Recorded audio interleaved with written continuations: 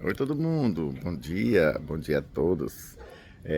Os meus cabelos continuam os mesmos, né? Mas a minha voz é que eu estou em Mossoró e estou ministrando um curso. O público-alvo, pelo menos eu pensava inicialmente, jovens advogados iniciantes na profissão, é, mas me surpreendeu, tem muito estudante de direito, advogados que já têm mais uma experiência também, e eu passei o dia todo, manhã e tarde, falando, aí daí a minha voz está assim, essa coisa maravilhosa que vocês estão vendo.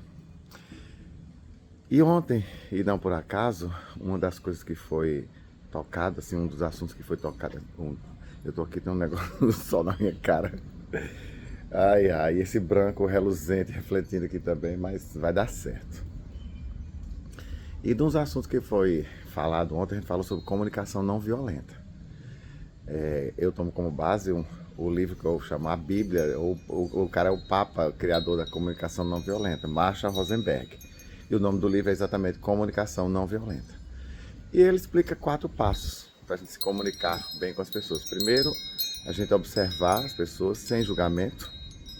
Daí, do que a gente observou, entender o que é que a gente está sentindo em relação àquilo que a gente observou na outra pessoa. Do sentimento que nós temos, nós entendemos qual é a nossa necessidade e depois fazer um pedido claro para a pessoa de alguma coisa, alguma conduta, algo que ela faça para satisfazer nossa necessidade, para nós ficarmos felizes. Mas o autor já diz desde sempre que sim, você não é responsável pela felicidade do outro, né? E você também não pode, ninguém pode cobrar você, me faça feliz, me faça isso, me faça aquilo. Cada um tem que ser feliz por si só. Se você não tem felicidade completa e plena, ninguém vai fazer isso por você. Não é uma pessoa que vai ter o poder de te fazer feliz. É você que pode fazer isso. Então você é responsável pelos seus próprios sentimentos. E também você não é responsável pelos sentimentos dos outros. Partindo dessa premissa, e eu conversando com os alunos e tal, e hoje na madrugada é insônia, como é raro, mas acontece muito. A pessoa perdeu o sono e fica pensando na vida, na morte da bezerra, no leite derramado, entre outras heresias, e algumas fantasias, e também algumas, como eu posso dizer, filosofias de vida. Aí eu estava pensando aqui faz muitos meses, esse cabelo, gente, para! Eu tava, tem meses mesmo, desde acho que, bom, tem uns 8 meses que eu ando pensando sobre isso. Quando o apóstolo Paulo escreveu a primeira carta aos Coríntios, capítulo 13, o trecho é muito conhecido, porque inclusive virou parte da música, né, do Legião Urbana. Renato Russo fala assim: ainda que eu falasse a língua dos homens e falasse a língua dos anjos sem amor, e aí outras coisas mais. E ele vai, o apóstolo, ele faz uma assim, sabe, todo um raio-x do que seria o amor mesmo. O amor tudo suporta, tudo crê, é paciente, não se ensoberbece, não se irrita, não fica cheio de si mesmo e tal. E eu fiquei pensando assim, gente, que amor é esse? Será que está falando de relacionamento amoroso entre duas pessoas que se amam, se casam e querem viver juntas pro resto da vida? Faz parte do amor, mas não é só isso. O amor não é só isso. Quando você fala, aí foi que eu fui entender hoje com clareza, caiu assim, tchum, parece que a pessoa está numa outra dimensão. Aquele trecho, o apóstolo João, quando ele escreveu lá o Evangelho de Jesus Cristo segundo João, ele, no capítulo 3, versículo 16, se referindo a Jesus, diz assim: a Deus, né, o Pai, e a Jesus, o Filho. Porque Deus amou o mundo de tal maneira, ou seja, sobremaneira, de uma maneira tão poderosa, tão gloriosa, tão forte, que deu o seu Filho unigênito para morrer pelos pecados do mundo. Ai, meu Deus, que amor é esse? Que a pessoa assim, tá com o coração de Deus tão transbordante de amor, que ele entrega o próprio filho para morrer, porque tinha um preço de sangue, a salvação, e entregar o próprio filho para morrer sem culpa. E aí você, se prosseguir nos relatos da Bíblia, você vê Jesus pregado, sofreu aqueles açoites todos. Que quem assistiu, por exemplo, o filme A Paixão de Cristo, teve gente que morreu, eu passei mal, quase desmaio. Aquele que no Mel Gibson, né? E aí você vê aquele sofrimento todo, quanto o amor de Jesus, até no final, Aliás, começou muito antes disso, quando os soldados foram prender ele por conta da traição de Judas, né, com aquele beijo que foi o beijo identificador, porque para saber quem era Jesus, ele beijou para os soldados saber quem era. E aí Pedro pegou uma sacou da espada, tchaft, arrancou a orelha fora do soldado. Jesus foi lá e colou de volta a orelha.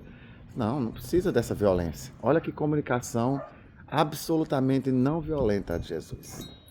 E aí, depois ele sofreu aquela agonia no jardim do Getsêmani, o suor se transformou em gotas de sangue, o sangue saiu por conta dele, sabia da dor que ia passar a morte, mas ele nunca voltou atrás. Ele podia ter dito, quer saber lá de salvação, esse povo vai arrancar tudo para o inferno, que queime no mármore do inferno, mas não, ele pagou o preço, sem hesitar. Ele nunca desistiu, ele sofreu, mas não desistiu, é diferente.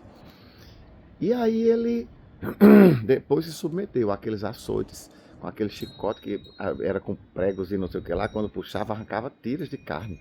E depois a cruz, carregou a cruz até o lugar onde foi, e lá foi pregado, furado os punhos e os pés, e horas ainda enfiaram a lança, e ainda disse assim, no final das contas, eles, Pai, perdoa-lhes porque não sabem o que fazem. Será que Jesus era ignorante, que não sabia que a gente estava matando ele lá? Mas ele, na verdade, aí a gente assim cai a compreensão de que o coração dele estava tão transbordando de amor que ele sabia que a gente não estava entendendo que aquilo era a pura dimensão do amor. A pessoa se sacrificar em função de outra pessoa, em função da vida de outra pessoa, é o mais puro amor que poderia existir. Jesus entendeu. É uma coisa de uma quarta, uma quinta dimensão um negócio desse. Saber que quando. E aí é o que eu estava pensando aqui, sabe?